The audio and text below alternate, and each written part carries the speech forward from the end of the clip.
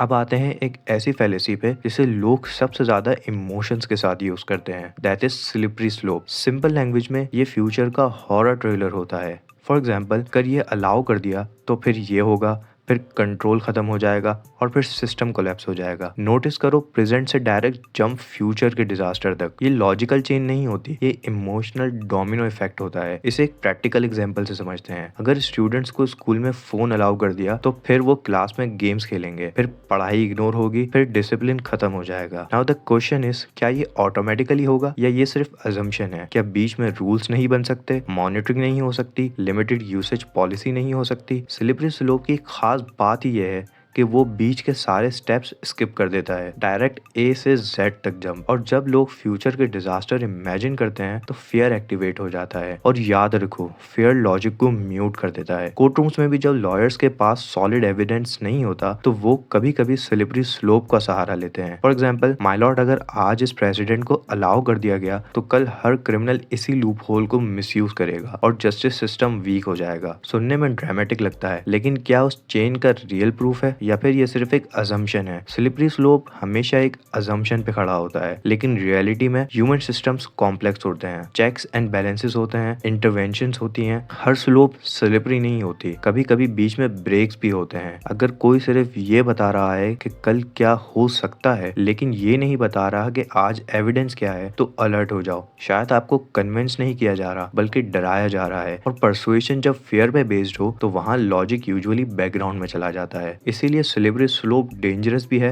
और पावरफुल भी।